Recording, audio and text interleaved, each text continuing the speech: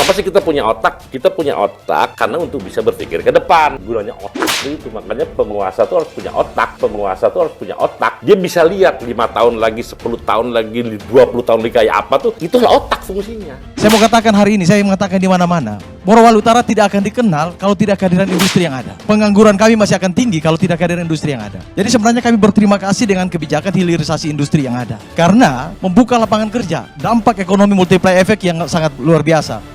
Hina Presiden mengenai hilirisasi nikel, Jumhur Hidayat terdiam melihat bukti yang ada.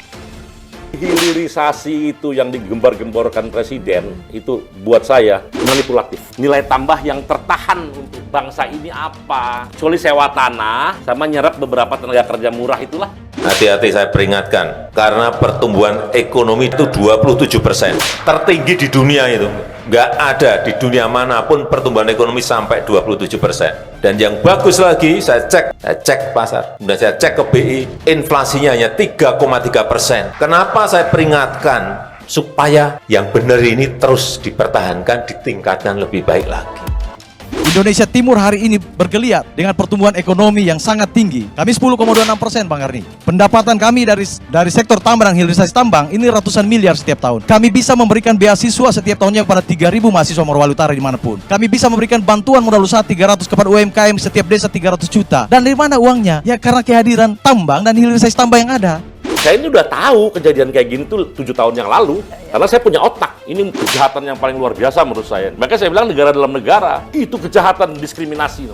Ini makanya tadi dari awal saya udah bilang, kita jangan sampai terdistorsi. Ini digeser, substansi permasalahan GNI ini substansi permasalahan aja aktivitas operasi perusahaan yang mengabaikan atau melalaikan serta cenderung tidak mengindahkan program standar safety keamanan. Nah, dengan ada isu tadi konflik TKI dan TKA, ini akhirnya jadi bergeser ke sana. Nah, ini jahat lagi nih. Tenaga kerja Ini di luar saya negeri. pengen kalau ketemu, ya saya tahu pejabat-pejabat yang ngomong kayak gini. Saya pengen noer tuh kepalanya tuh. Bego lu, gue pengen gitu. Tadi kecenderungannya membangun isu-isu yang liar, memprovokasi yang tadi hubungan tali silaturahmi antara pekerja Indonesia dengan pekerja asing yang sudah bagus dan lain sebagainya. Persoalan utama sana persoalan K3 Bang, bukan persoalan TKA. Karena itu rentan untuk ditunggangi oleh pihak-pihak yang mungkin akan mengambil keuntungan dari situasi yang ada. Saya ingin berdebat dengan siapapun dari penguasa yang menguasai masalah ini. Head to head sama saya. Masa mau berdebat lagi? Dia sudah maki-maki orang banyak. Masa suruh berdebat sama dia? Saya tidak tahu ini pernyataan-pernyataan ini dari mana, tapi kalau memungkinkan, kalau bisa nanti satu saat kasih ketemu deh. Kapan bisa jam berapa dialog, tolong kasih kabar saya, supaya saya kasih kuliah sedikit deh. Mengerti nggak ini? Jangan membuat gaduh. Ada lagi peraturan menteri yang menghapuskan kewajiban keharusan maksimum 1:10 tenaga kerja asing. Tapi kalau di PT GNI atau nikel ini, Nah ini sekarang boleh nggak ada lagi batas. Dan itu faktanya sekarang melihat jumlahnya jauh lebih banyak mereka ketimbang tenaga kerja lokal. Berapa karyawannya GNI itu? Data karyawan di sana kurang lebih 13.000, 1.300-an lebih adalah TKA, kemudian 11.000 lebih adalah tenaga kerja Indonesia. Maksud saya jangan sampai kita digiring seakan-akan bahwa nanti ada 2.000-an orang tenaga kerja Cina itu dia akan bekerja terus sampai smelter itu terbangun. Enggak. Tadi ada 2.000 orang pekerja Cina bekerja di Gunbuster. Dibawa oleh para pemilik orang Cina ini datang ke Indonesia, dia bangun. Selesai pabrik smelter itu mereka pulang ke kampungnya.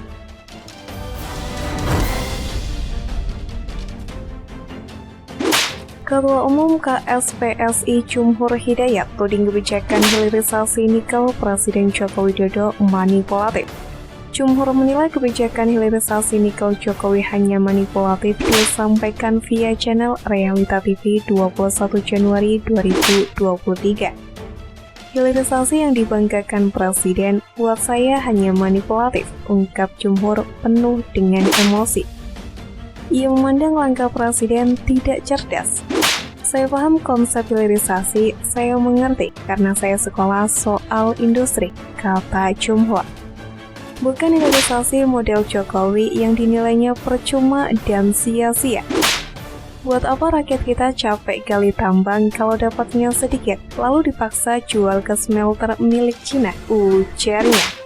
Dalam hal ini manipulatif diartikan memanfaatkan untuk kepentingan tertentu.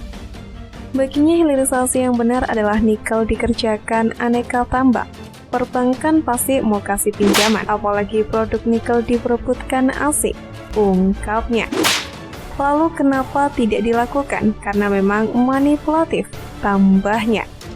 Bukan hanya itu saja, Ketua Umum KSPSI Jumhur Hidayat juga menuding Presiden Joko Widodo sebagai penguasa tidak punya otak. Jumhur hina Presiden Jokowi tidak punya otak disampaikan di channel YouTube yang sama. Penguasa itu harus punya otak, itu gunanya otak dipakai untuk prediksi TKA Cina di Indonesia seperti apa ke depan. Ujarnya dengan suara keras. Menurut Jumhur, Presiden Jokowi adalah penguasa yang tidak punya otak. Saya sudah prediksi soal TKA Cina 7 tahun lalu. Saya tahu karena saya punya otak, ungkapnya sambil ketuk-ketuk keningnya. Ia lalu tuding pejabat pemerintah juga tidak punya otak. Saya tantang diskusi soal TKA Cina dan pelaksanaannya di lapangan, ujarnya. Jumhur yakin jika Presiden Joko Widodo tidak punya otak, maka para pejabat juga tidak memiliki otak untuk menang berdebat dengannya. Jumhur Hidayat pernah jadi Kepala BNP 2 TKI era SBY dan tidak diperpanjang lagi di era Presiden Joko Widodo 7 tahun lalu. Mengenai hilirisasi, nyatanya kebijakan hilirisasi besi, baja, dan nikel memberikan kontribusi yang signifikan dalam ekspor Indonesia sepanjang tahun 2022. Hilirisasi itu memberikan kontribusi besar sehingga total ekspor produk Indonesia pada tahun 2022 menembus 268 miliar US, naik dari 231 miliar US di 2021. Capaian itu ditopang oleh ekspor yang cukup tinggi dari beberapa komoditas seperti besi dan baja, bahan bakar fosil, minyak kelapa sawit atau CPO, hingga batu bara, ujar Menteri Koordinator Bidang Perekonomian atau Menko Perekonomian, Erlangga Hartarto sebagaimana dikutip dari indonesia.co.id, Sabtu 21 Januari 2023. Statistik perdagangan luar negeri tahun 2021 yang diterbitkan Badan Pusat Statistik atau BPS menunjukkan ekspor Indonesia dari tahun ke tahun mengalami fluktuasi, namun kecenderungannya meningkat. Sampai 2007 ekspor Indonesia masih di bawah 100 miliar US. Namun berkat kenaikan harga-harga komoditas, ekspor tersebut terus melonjak dan mencapai 180 US miliar di tahun 2011.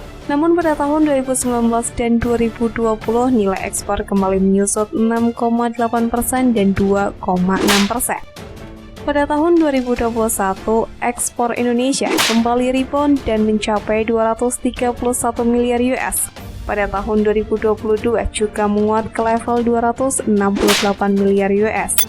Kenaikan ekspor di tahun 2021 dan 2022 ini tidak hanya didukung oleh harga komoditas yang membumbung tinggi di pasar dunia. Produk industri manufaktur antara lain nikel dan baja besi sebagai hasil program hilirisasi. Hal ini memberikan kontribusi yang cukup signifikan.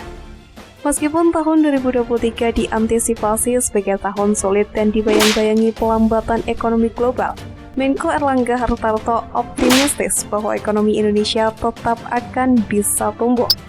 Catatan rekor 2022 juga menandai rekor surplus perdagangan tanpa jeda selama 32 bulan.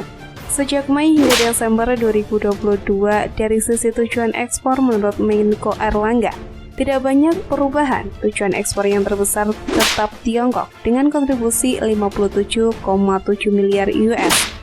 Antara Januari hingga November 2022.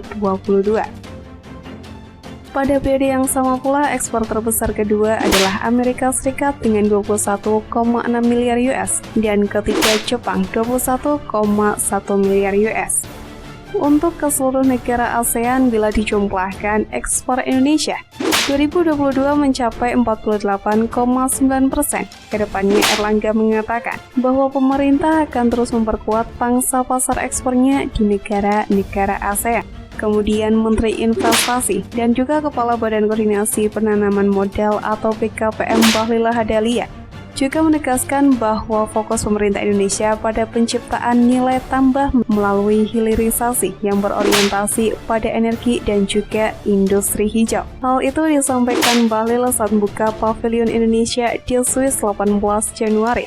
Menteri Bahlil memaparkan bahwa arah kebijakan hilirisasi investasi strategis pemerintah Indonesia tidak hanya untuk sumber daya nikel, melainkan ada 8 sektor prioritas, yaitu mineral, batu bara, minyak bumi, gas alam, perkebunan, kelautan, perikanan, dan kehutanan dengan 21 komoditas.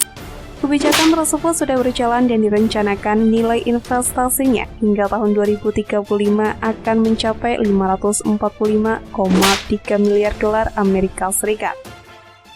Bahlil mengungkapkan bahwa perjuangan Indonesia menginisiasi hilirisasi mendapatkan pertentangan yang juga luar biasa oleh dunia. Namun Bahlil menilai hilirisasi ini adalah jalan tengah untuk Indonesia berubah dari negara berkembang menuju negara maju.